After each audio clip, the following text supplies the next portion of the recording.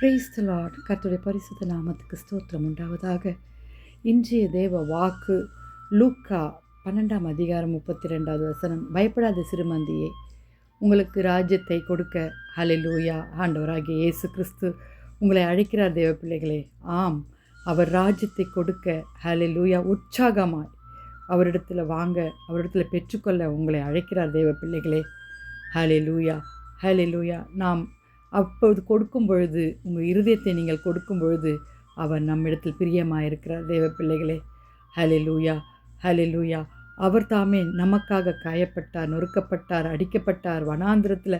ஆண்டவர் தாமே ஹல்லேலூயா நமக்காக ஆண்டவர் என்னென்னமோ அவர் பாடுகளை அனுபவித்தார். தேவ பிள்ளைகளே, ஆனால் நாம் என்ன சொல்லுகிறார்?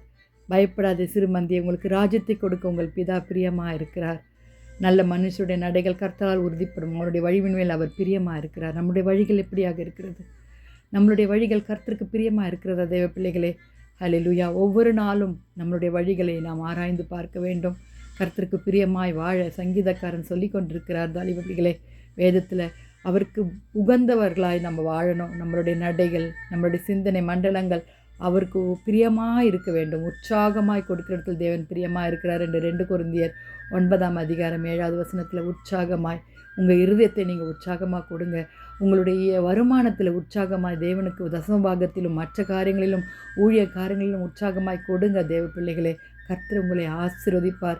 இல்லாமையிலும் இருக்கிறதை வைத்து உங்களுக்கு என்ன ஆண்டவர் கொடுத்திருக்கிறாரோ அதை வைத்து செல்ல கர்த்தர் உதவி செய்வாராக. தமக்கு பயந்து ஹல்லேலூயா ஹல்லேலூயா ஹல்லேலூயா கர்த்தருக்காக பயந்து அவரிடத்தில் நாம் ஆண்டவர் தம்மை உற்சாகமாய் கொடுக்கும் பொழுது கர்த்தர் நமக்கு பிரியமானதை செய்ய வாஞ்சியாக இருக்கிறார். அவர் நம்மோடு கூட வாழ்கிற தேவனாக இருக்கிறார். தமக்கு பயந்து தமது கிருபைக்கு காத்திருக்கிற மேல் கர்த்தர் பிரியமாக இருக்கிறார் என்று சொல்லப்பட்டிருக்கிறது. ஆம் தேவ பிள்ளைகளை, ஜெபிக்கலாமா?